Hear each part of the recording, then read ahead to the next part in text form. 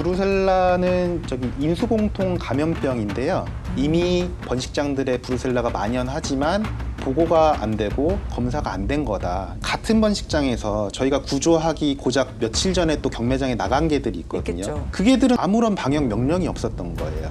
이게 한번 발병되면 전국의 문제가 돼버립니다. 소 같은 경우에는 살처분을 하기도 합니다. 근데 집에 있는 내 강아지가 브루셀라에 걸렸을 때 얘를 살처분해야 되는가? 이거 동의할 사람은 거의 없을 거란 말이죠. 사실상 펫샵에 있는 개들은 모두 이러한 비윤리적인 유통망을 거쳐서 오는 거기 때문에 지금은 피하셔라. 네, 실시간 재난안전정보방송 재난안전 119 안전토크 시간입니다. 자, 얼마 전에 개 브루셀라병이라는 게 발병을 했다고 해서 크게 화제가 됐던 적이 있습니다. 사실 저희가 뉴스에서 소 브루셀라병 이런 건 자주 보도를 해드리는데요. 개 브루셀라병이라는 게 있는지 아마 모르고 계신 분들도 많으실 겁니다. 근데 이거는 엄연한 인수 공통 감염 질병이라고 하고요. 그렇기 때문에 정부 당국에서도 나섰던 그런 일이었습니다. 얼마 되지 않았는데요. 김영환 동물권 행동 카라 정책국장님을 모시고 조금 더 자세히 오늘 얘기를 나눠보도록 하겠습니다. 어서 오십시오. 네, 제가 간단하게 개 브루셀라병이 이제 발견이 된 사례가 있었다라고만 말씀을 드렸는데 이게 그 기사에 따르면 이제 강화도에 있는 한 개 번식장에서 발견이 됐고 그리고 합법 번식장이라서 더 문제였다라고 하는데 이게 어떻게 된 사건이고 어떻게 진단이 되게 됐는지 좀 개요를 들어보겠습니다. 간략하게 설명드리면 지난 7월 24일에 저기 동물보호단체 연합체인 루시의 친구들이라는 연대체가 있거든요. 거기에서 굉장히 번식장이 열악한 곳이 있다. 저희가 제보를 받고 찾아갔습니다. 현장을.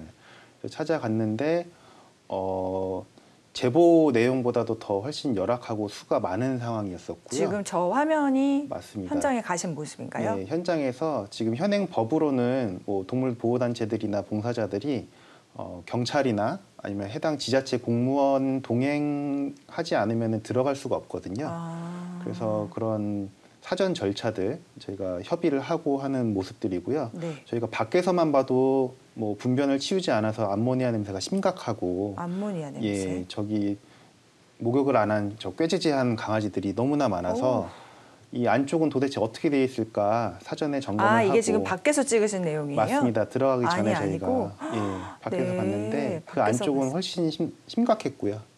그럼 지금 진입 전에 저거는 찍으신 영상이란 말씀이신 거죠? 맞습니다. 예, 밖에서만 봐도 저 정도였는데 안에 들어가니까 정말 훨씬 심각한 상황이어서 저희가 긴급 격리 조치를 요구를 해서 강화군청의 승인으로 저희가 강아지들을 구조하게 됐는데 총 300여 마리 정도를 동물단체들이 12곳이 연대해가지고 구조를 했습니다. 네, 제가 그 카라의 국장님 모신 건 저희 방송에서는 처음인데 사실 소개할 기회를 깜빡했네요. 지금 동물권 행동 카라라고 하는데 어떤 단체이고 무슨 일을 하시는 분인지 간단하게 소개 부탁드릴게요. 동물권 행동 카라는 2002년에 설립된 비영리 사단법인 동물단체고요.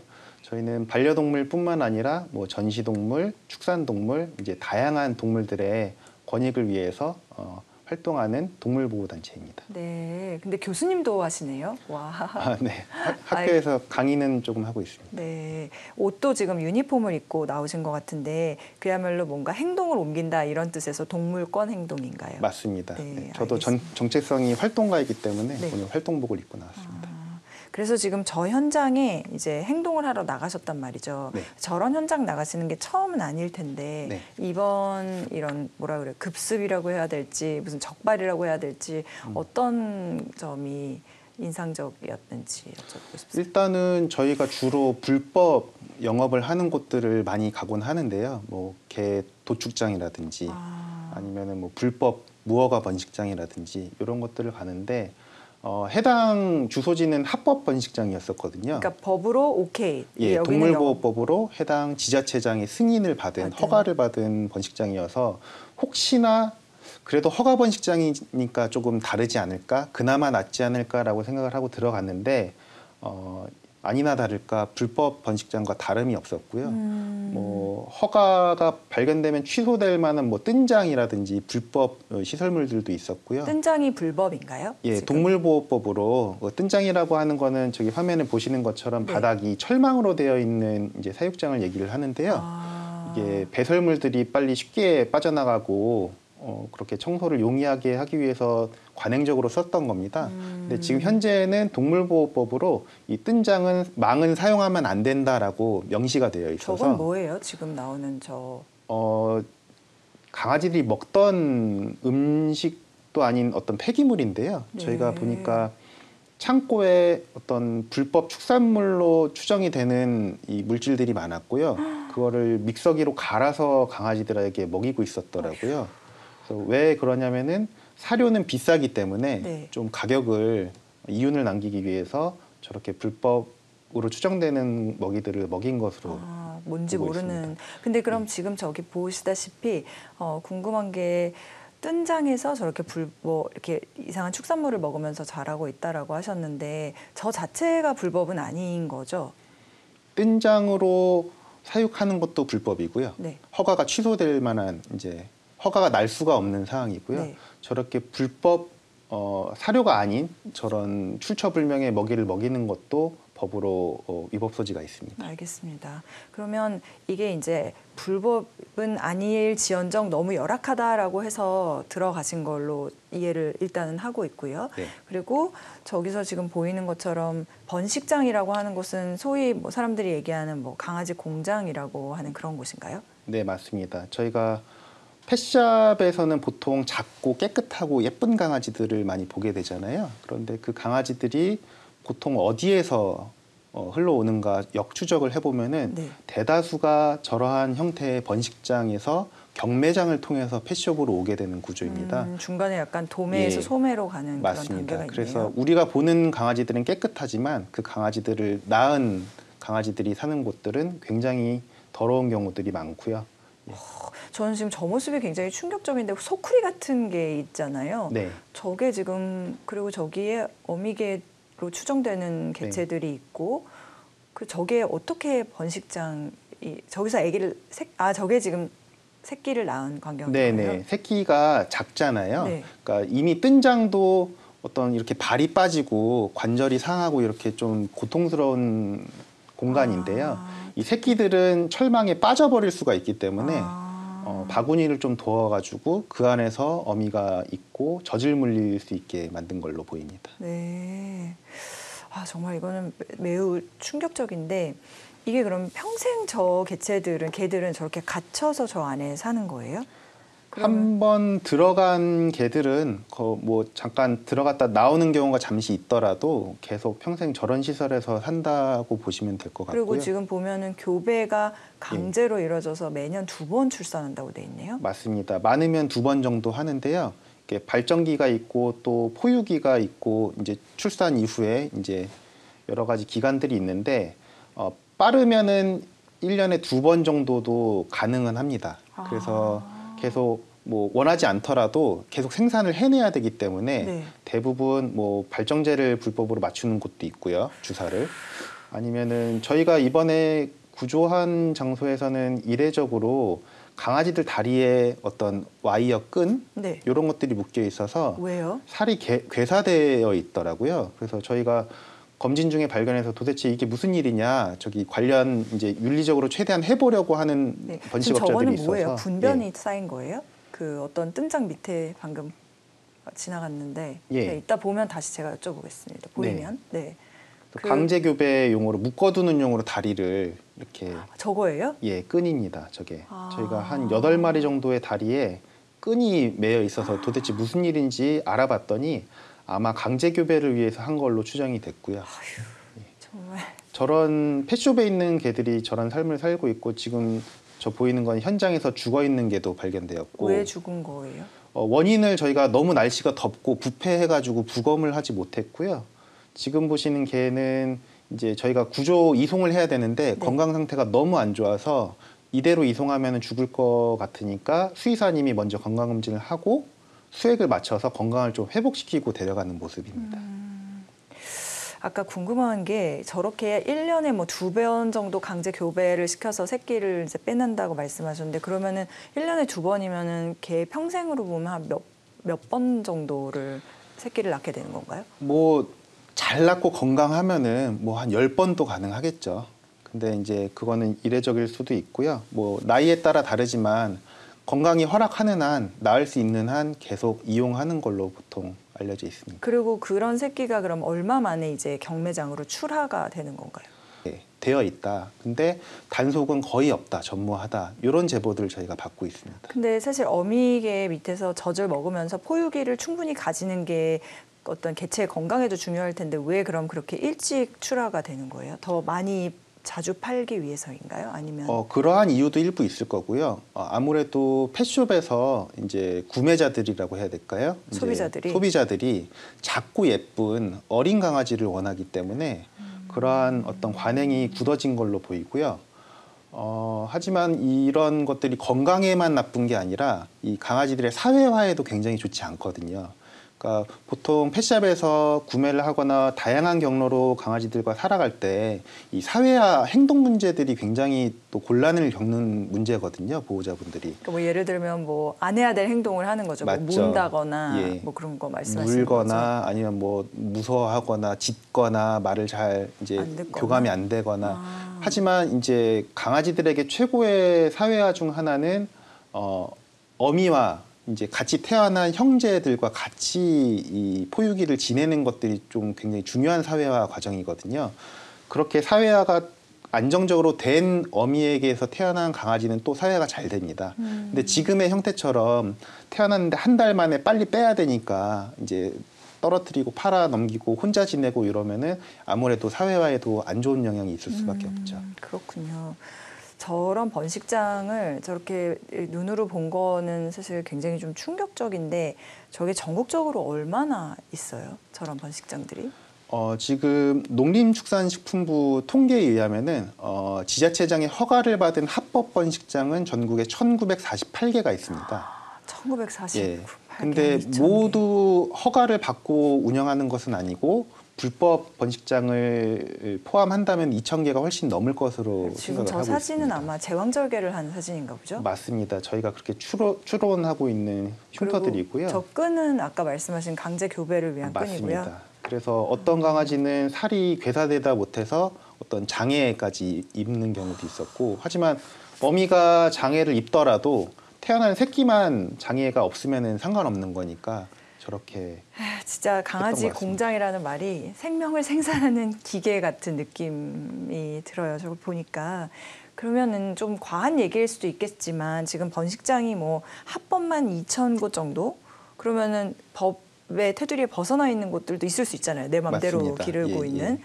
그러면 그런 데서는 우리가 지금 펫숍에서 분양받고 있는 소위 말해 사고 있는 대부분의 반려견들이 저런 데서 온다라고 생각을 하면 되나요? 대부분이 아니라 사실상 펫숍에서 살 수 있는 2개월 미만의 2개월 정도의 작은 강아지들은 새끼들은 다 저기서 온다고 보셔도 거의 무방하고요. 예, 지금 현실이 그렇습니다. 그래서 자꾸 사지 말고 입양하세요라는 얘기를 그런 운동을 하고 하시는 있습니다. 거군요. 네. 그러면 아까 경매장 얘기를 해주셨는데 그 경매장은 얼마나 있고 어떤 식으로 운영이 되는데요? 경매장은 판매업의 한 종류인데요. 법으로 정해져 있습니다. 근데 경매장의 문제가 뭐냐면은 번식장이 2,000곳이 있다라고 치면은 경매장은 전국에 17군데가 있습니다. 2,000곳의 번식장인데 경매장은 17개밖에 안 된다고요? 예, 맞습니다. 그러다 보니까 지금 저게 경매장이에요? 예, 경매를 하는 모습인데요. 내부에서 이렇게 강아지를 새끼를 들어서 네. 건강 상태가 어떻다, 크면 모양이 좋을 것이다 해서 경매 시작가를 부르고 이제 펫숍들이 입찰을 해서 강아지들을 구매하는 현장입니다. 그렇군요. 지금 저게 무슨 뭐 농산물처럼 이렇게 경매를 하는 광경이라는 말씀이신 거죠? 거의 그리고 유사합니다. 이거는 펫샵인가요? 펫샵이 아니고 진열하는 곳이고 지금 이거는 펫샵입니다. 이건 펫샵이고요. 예. 저렇게 작은 강아지들이 이제 2개월령의 강아지들인데 주로는 그렇죠. 번식장에서 태어나서 이제 저렇게 경매장을 거쳐서 온다는 건데, 자 그러면 궁금하네요. 지금 자막도 나가고 있는데 그러면 번식장에서 데리고 나올 때 가격과 실제 소비자로 할 때 가격이 많이 다를 거잖아요. 맞습니다. 얼마나 차이가 나게 되나요? 뭐 여러 가지 품종이 있기 때문에 뭐 이렇게 평균을 내기는 어려운데요. 그 유행에 따라서 안 팔릴 때는 10만 원, 뭐 아니면 몇만 원의 경매 낙찰을 받아서 경매 판매하는 낙찰이. 경우도 있고요. 뭐 보통은 수십만 원대의 경매장에서 구매를 해서 네. 펫숍이 수백만 원에 맞아요. 유통을 네. 하는 경우들이 대다수입니다. 저희 동네에도 펫샵이 있는데 보통 한 200만 원, 300만 원에 네. 새끼 강아지를 팔고 있더라고요. 근데 네. 그게 그러면 산지 네. 소위 말하는 번식장에서는 10만 원대의 출하가 10만 원, 수십만 원대의 출하되는데 네. 경매장을 거치면서 수백만 원으로 네, 결국 이제 맞습니다. 펫샵에서 팔리게 된다는 거죠. 그럼 가격 차이가 크니까 이 예. 산업이 없어질 수가 없겠네요. 맞습니다. 이익이 너무 커서. 예, 지금 근데 구조적인 문제가 있는데요. 그 경매장은 소수이고 번식장은 많다 보니까 경매장이 어떤 산업의 전반을 휘어잡는 면이 있고 더 많이 생산해서 수수료를 이렇게 많이 이득을 취하려는 압박들이 있습니다. 그러다 보니까 계속 이 번식업자들은 단순히 생각해서 펫숍에서 수백만 원에 팔리면 본인이 펫숍에서 납품하면은 더 좋을 것 같은데 그렇죠. 판로 자체가 거의 없습니다. 아. 예, 그러한 직거래를 할 뚫기도 수가 어렵고 이런 것들이 소문이 나면은 어떤 무형의 제재들도 있다라는 제보가 있고요. 그러다 보니까 다 번식장들은 열악하게 키워서 박리담회로 경매장에 넘길 수밖에 없고 그 경매장이 전국에 이렇게 펫숍에 강아지들을 그러니까 유통하는 일종의 구조입니다. 번식장에서 경매장으로 갈 때 그게 병목이 있다 보니까 네, 번식장은 박리담회를 해야 네. 그나마 남는 장사인 거고. 맞습니다. 그러면 경매장에 대해서는 어떤 법적 제재나 관리 감독이 잘 이루어지지 않나요? 법으로 판매업으로 되어 있기 때문에 뭐 관리 감독할 권한은 정부에게 합법적으로 있는데요. 뭐 말씀드렸다시피 뭐 한 달에서 두 달도 안 된 강아지들이 무분별하게 유통되는 이런 부분들조차 제대로 점검이 안 되고 있는 걸로 동물단체들은 보고 있습니다.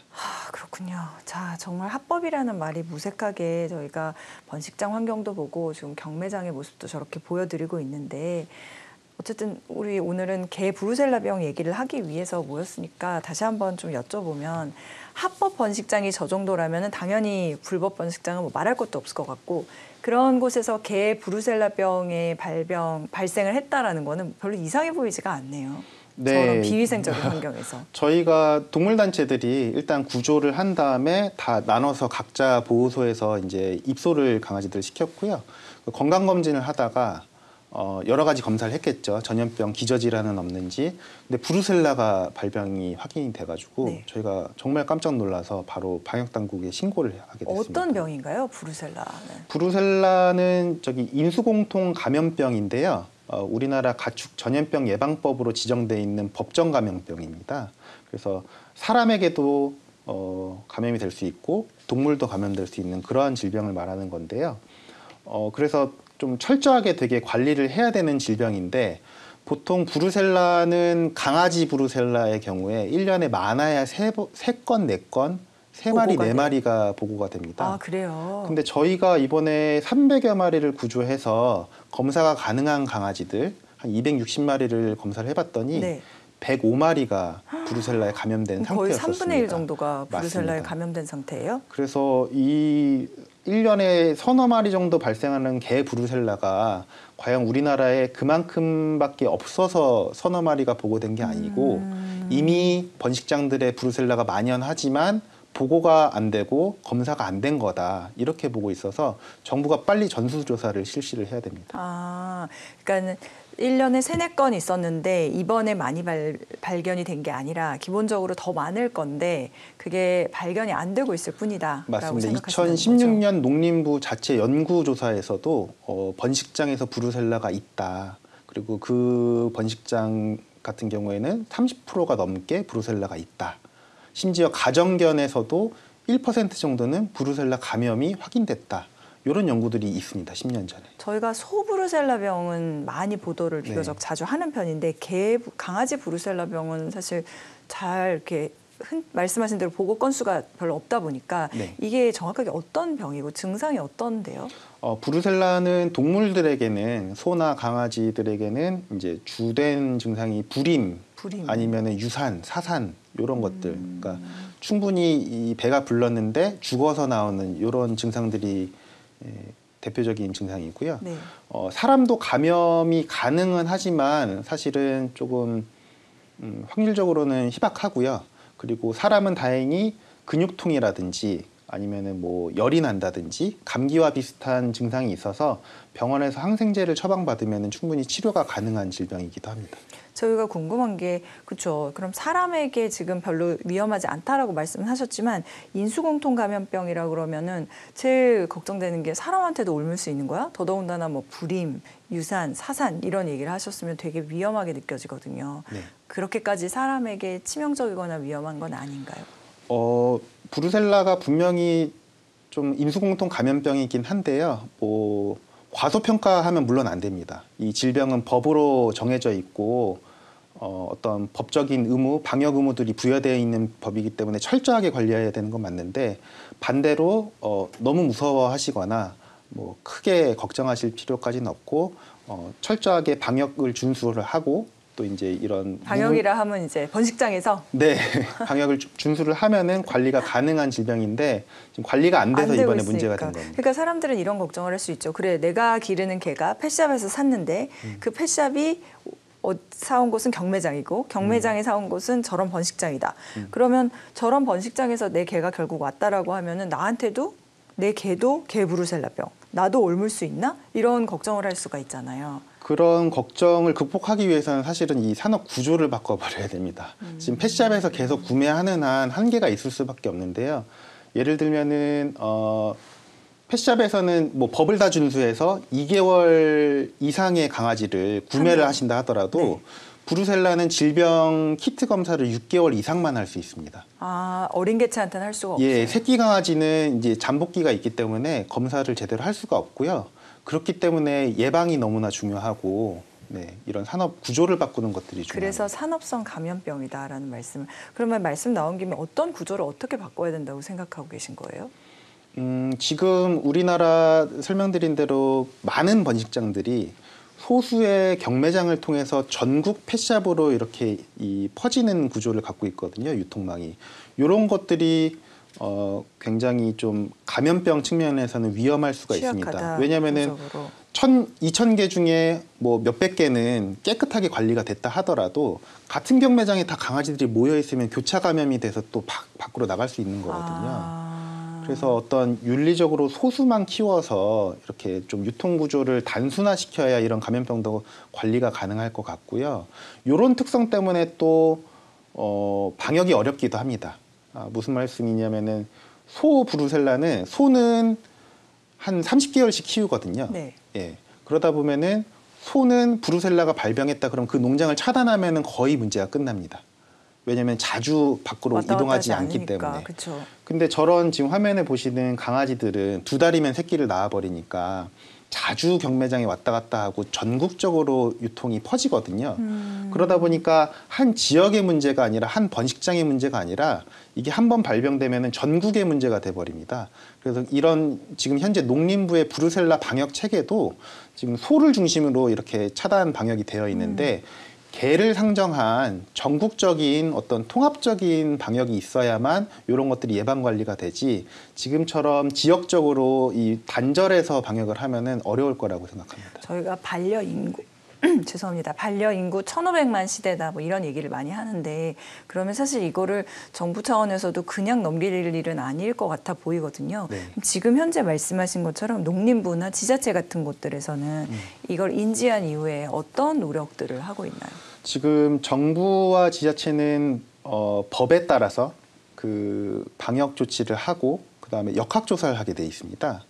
그래서 거기에 맞는 이동 중지 명령이라든지 이런 것들을 하고 있거든요.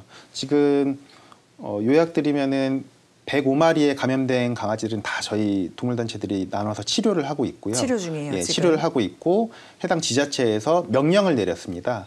6개월 동안 이동하지 마십시오. 강아지들을 산책도 못 하고 안에서 치료만 하거든요. 근데 이번에 이런 방역을 저희가 뭐 당연히 다 준수를 하고요. 불만은 없습니다만 좀 유감스러운 부분이 그러면 같은 번식장에서 저희가 구조하기 고작 며칠 전에 또 경매장에 나간 개들이 있거든요. 있겠죠. 유통이 네. 된 개들이 네, 있는데 유통된 개들. 그 개들은 어떻게 됐는지 저희가 물어보니까 이 구두로 얘기한 거지만 아무런 방역 명령이 없었던 거예요. 그러니까 사실 추적도 안 되지 않나요? 이미 빨려 나가 버렸으면? 추적은 어느 정도 한 걸로 제가 들었는데 예를 들어 같은 번식장에서 나온 강아지인데 이게 동물단체들이 보호소에 보호하고 있는 동물들은 6개월 동안 이동하지 마십시오 명령을 받았거든요. 그렇죠.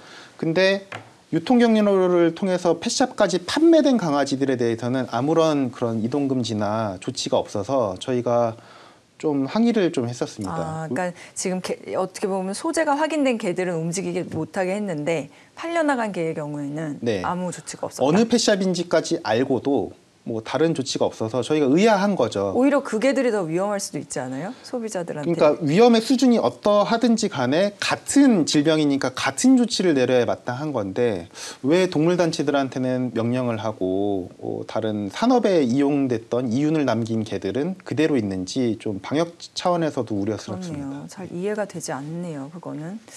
지금 그 번식장은 그래서 어떻게 됐나요? 아까.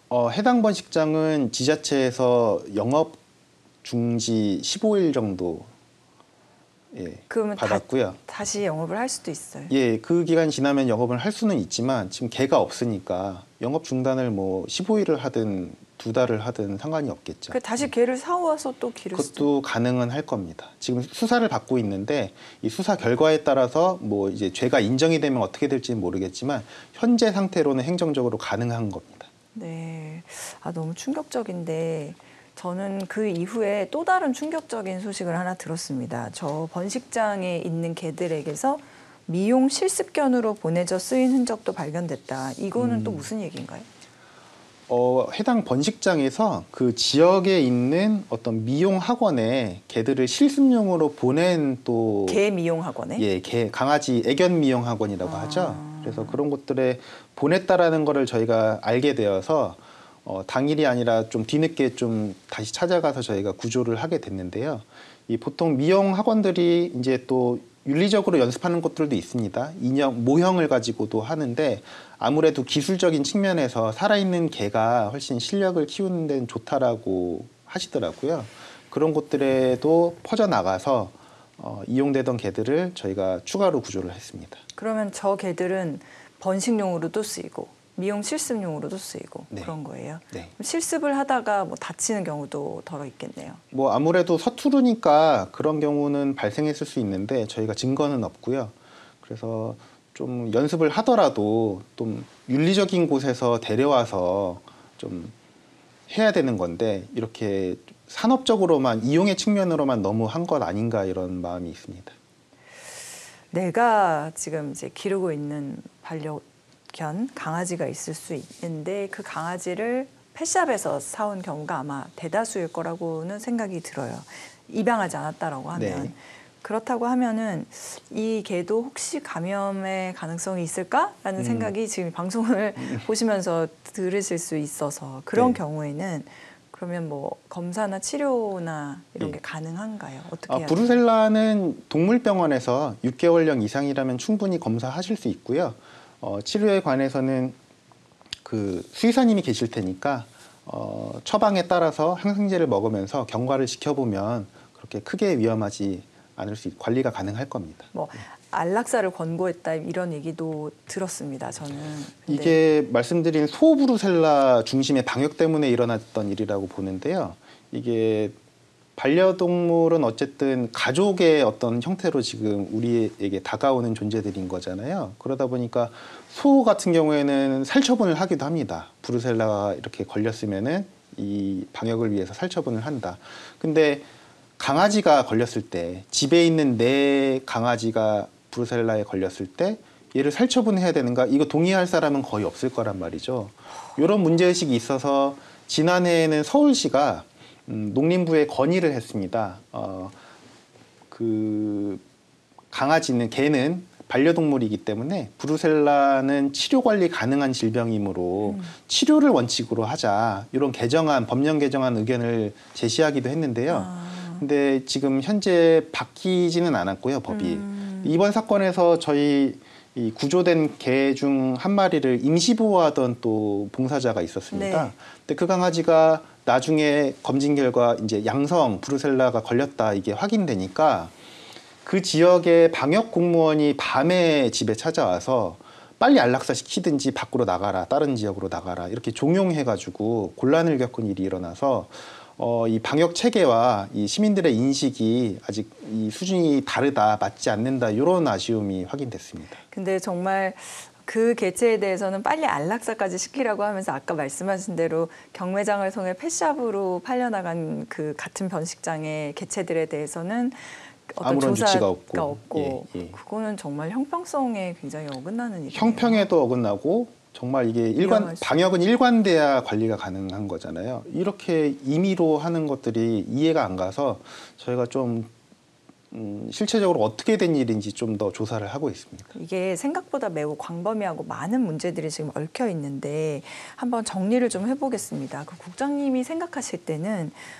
이번 사태와 관련해서 지금 일반 시민들에게 가장 큰 시사점을 가질 수 있는 점은 무엇이고 또 시민의 어떤 건강과 관련해서 어떤 보건과 관련해서 정책 당국이나 정부 관리 당국에 조금 요구하고 싶은 사항이 있다면 어떤 점이 있으실까요? 일단 사지 마세요, 입양하세요라는 캠페인을 많이 들어보셨을 텐데요. 이런 것들이 윤리적인 측면뿐만 아니라 사회 보건적인 측면에서도 굉장히 의미가 있는 캠페인입니다. 그래서 지금 브루셀라나 이런 인수공통 감염병 때문에 걱정이 되시거나 우려가 되는 시민들이 계시면은 일단 뭐 안전은 방역 차원을 잘 준수해 주시면 되고요. 어떤 시민들의 실천이나 선택에 있어서는 펫샵에서 이런 유통 과정을 거쳐서 오는 개들을 사기보다는 유기동물 아니면 저는 예쁘고 작은 강아지를 좋아하는 분들은 있다라고 생각하고 그게 그 자체가 잘못이라고 생각하지 않습니다. 다만 사실상 펫샵에 있는 개들은 모두 이러한 비윤리적인 유통망을 거쳐서 오는 거기 때문에 지금은 피하셔라. 그래서 해외 선진국처럼 조금 더 윤리적인 산업 체계로 변했을 때는 어떤 찾아가서 조금 일부를 구매하실 수 있을지언정 지금은 입양하시는 게 최선인 것 같습니다. 아, 오히려 지금은 위생이나 보건 문제를 생각한다면 펫샵에서 사는 게 아니라 입양을 하는 게 현재는 최선이다. 현재는 더 그런 측면에서는 좋다라고 봅니다. 해외 선진국을 언급하셨는데 해외 선진국은 그러면 어떤 식의 저런 번식장, 경매장, 그다음에 펫샵 이 구조가 아닌가요? 해외 선진국들은 경매장이 거의 없습니다. 그러니까 경매장이 이렇게 우리나라처럼 경매장을 두고 박리담회로 많은 동물을 생산해서 많이 유통하는 나라는 없습니다. 그 지난 6월이었죠. 그 유럽 의회가 법안을 하나 통과를 시켰는데 법이 강아지와 고양이는 펫숍에서 팔면 안 된다. 이런 법을 통과시켜서 이사회에서 협의 중이고요.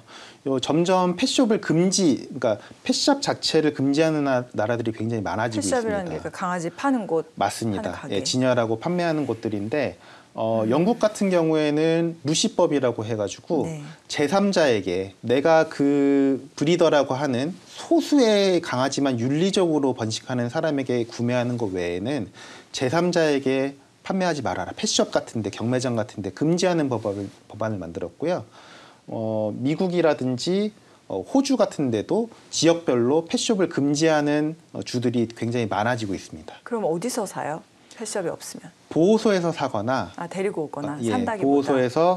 죄송합니다. 보호소에서 데리고 오거나 우리나라에는 보편적이지 않은데 아직은 브리더라고 하는 이제 소수의 정말 1년에 뭐 몇 마리 뭐 이렇게 뭐 키우는 것도 지금 보신 것처럼 300마리가 아니라 한 10마리 미만 이렇게 키우는 사람에게 직접 가서 심사를 봐야 됩니다. 자격 있는 사람들. 당신이 이 강아지를 키울 자격이 있느냐, 대비는 잘 되어 있느냐 이런 것들을 확인해서 소수만 이제 사올 수 있는 구조로 되어 있습니다. 그렇게 하는 걸 브리더. 그럼 우리나라도 결국은 그런 쪽으로 가야 된다라고 생각하시네요. 맞습니다. 우리나라도 그러한 방향으로 산업이 윤리적으로 전환이 돼야 되는데요. 지금 현재 경매장을 통한 유통이 살아있는 한 이 브리더가 생존할 수가 없습니다. 우리나라라고 번식업자들이 모두 뭐 극악무도한 사람들인 건 아닐 거고요.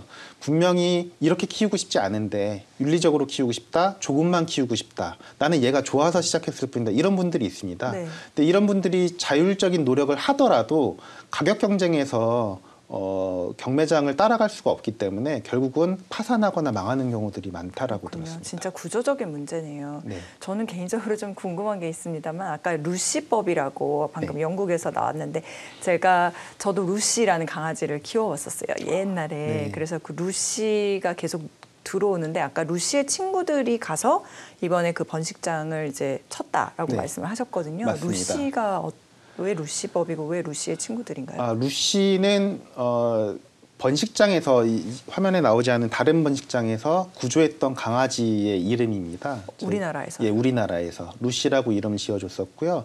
근데 너무 잦은 출산 때문에 이 각종 질환으로 결국 죽었고요. 그런 제2의 제3의 루시들을 우리나라에 더 나오지 않게 하자라는 뜻으로 동물단체들이 루시의 친구들이라는 연대체를 만들어서. 그런데 저기 보면 영국에서 루시법은 또 뭐예요? 맞습니다. 그 영국에 있는 강아지도 강아지 이름이 루시였었습니다. 아, 루시들이 많네요. 번식장에서 구조된 루시라는 강아지가 너무 열악한 상황에서 이렇게 구조된 게 사회적인 논란이 되어서 영국이 먼저 시작한 거였죠. 그래서 우리나라에서도 영국과 같은 루시법을 만들자라고 루시의 친구들이 입법 활동도 열심히 하고 있습니다. 그러니까 영국의 경우에도 그런 루시라는 개체가 있었을 정도로 그런 열악한 환경이 아예 없지는 않나 보네요. 네, 근데 영국을 떠들썩하게 하는 그런 해외의 이 열악한 번식장들이 우리나라와 대비하면 상대적으로는 괜찮은 편일 정도로 우리나라가 상황이 안 좋습니다. 현실이. 영국을 떠들썩하게 하는 정도의 번식장도 우리나라랑 비교하면 비교가 안 될 정도로 괜찮은 환경이라는 말씀이시죠? 우리나라로 들어오면 아마도 괜찮은 편이라고 평가를 받을 겁니다. 근데 더 놀라운 건 어쨌든 영국은 그 루시법이라는 게 생겼네요. 그 네, 이후에. 맞습니다. 2020년. 루시법의 내용은 조금 더 설명을 해주신다면. 루시법은 간략히 말하면 제3자 판매 금지법입니다. 그래서 동물이 태어났을 때 입양을 원하는 사람이 있으면 태어난 곳으로 가서 환경을 보고 엄마와 어떤 새끼들과 어떻게 지내는지를 보고 또 이제 판매하려는 사람은 이 사람이 어떤 사람인지를 확인하고 이렇게 이 유통망을 줄이는 법안이고요.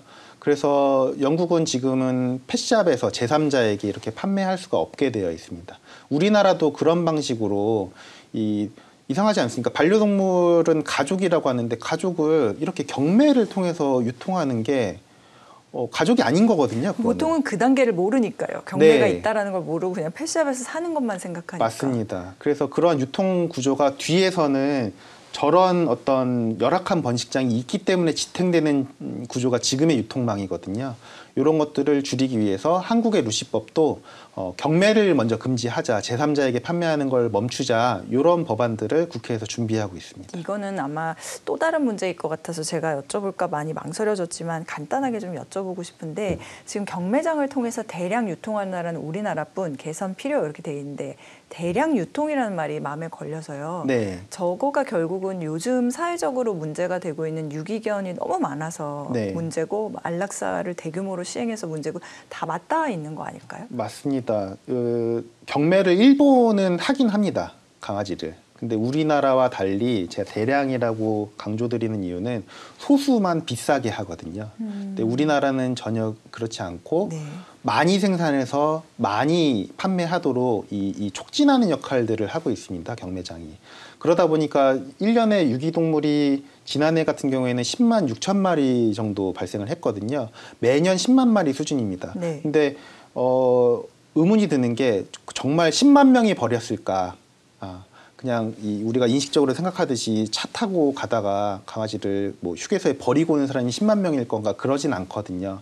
다 남는 개들이 이탈해서 실제 강화도 저희가 출동했던 번식장에서도 강화 군 지자체 보호소에 그 해당 개들이 들어간 사례들을 사진으로 봤습니다. 저희가. 그러니까 번식장에서 흘러 들어간 거예요? 맞습니다. 그런 번식장에서 흘러 들어간 경로는 저희가 아직 다 파악은 못했지만 이 흘러 들어간 개들도 유기동물로 잡혀 있습니다. 그러니까 사람들이 다 비윤리적으로 버린 게 아니라 이런 생산 과정에서 아니면 뭐 마당개들 이렇게 이 과잉으로 생산된 태어난 개들이 유기견으로 잡히고 있는 게 현실이어서 결론적으로 말씀드리면 지금 개가 너무 많다 우리나라에.